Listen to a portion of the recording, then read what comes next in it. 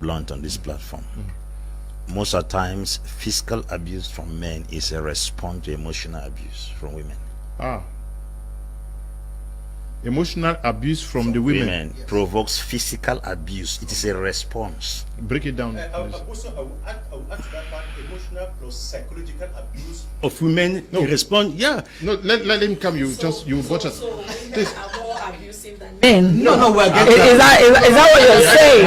I get it. There is abuse on both parts. On both That parts. is, the man goes physical, but the woman is giving emotional torture. Yes, Okay, yes.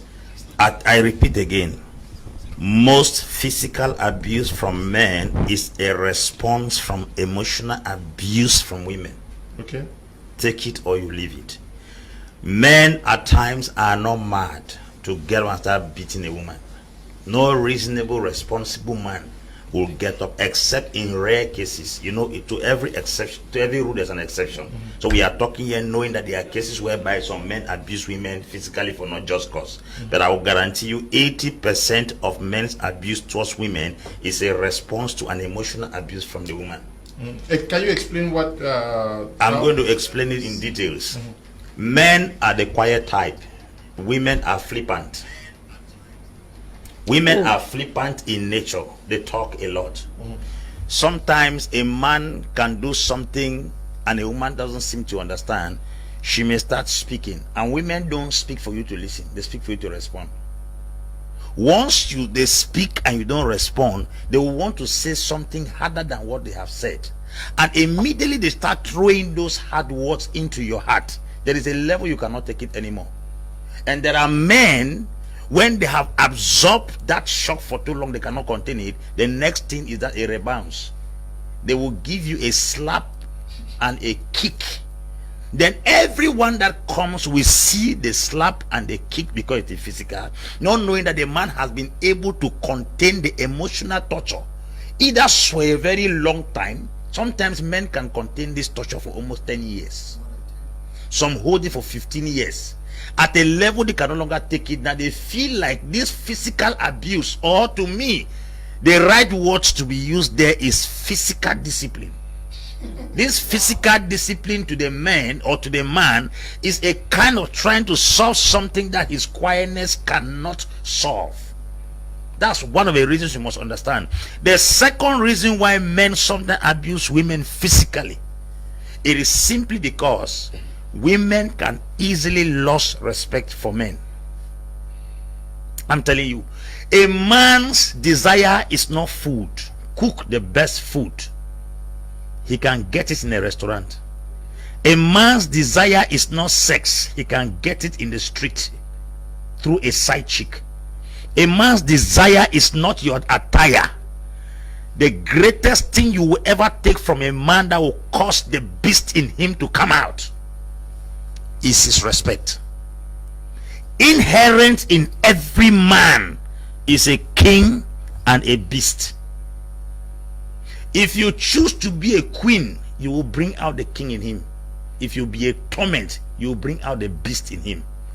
In all cultures of the world, the last thing that a man cannot take, I'm talking from a generic point of view, is disrespect. Some women are grossly disrespectful.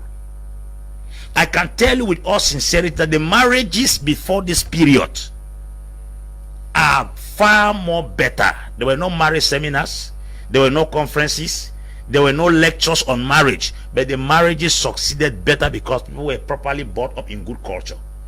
This thing called women emancipation has not been defined in a proper context. Women emancipation is the ability and liberation for women to enter into governance, not to dominate in marriage. The women emancipation concept should be properly defined and then re-drilled again in the minds of women, because some women have taken this women emancipation into marriage. There are standards in marriage that no generation can ever take. The woman is to submit to a man and the man is to love the woman. That is the standard. But women emancipation has come to tell us that a woman has equal right and freedom. Since women are president, they can also be husband. Women can be president, women can be governors, women can be DO, but a woman can never be husband. Husband is not a position. Husband is not a rank. Husband is not an office. Husband is an ordained responsibility. And until every woman comes to this point to understand that your emancipation will never come to the place where you will become a husband, then every woman shall take her place in marriage. And that's why I say most at times physical response from men is a product of emotional abuse from women.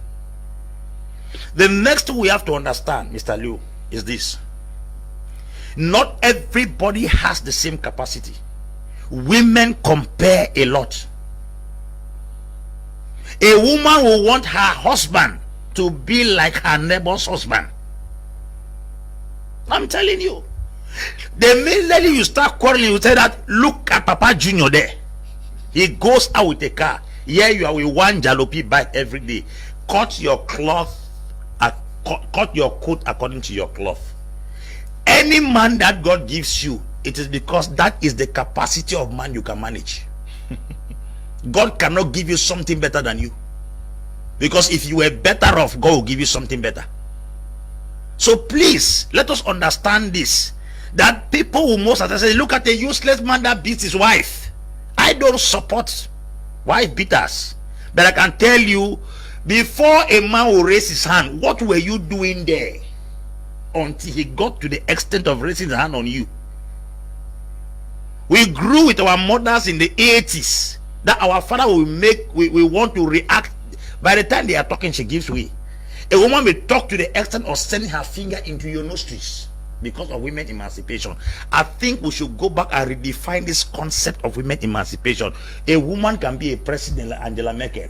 She can be a governor. She can be an SDO. She can be a DO. She can never be a husband. Whether you are anybody than your husband, whether you are more educated than him, that position, husband, is a rank that God has positioned and nobody breaks it. Okay.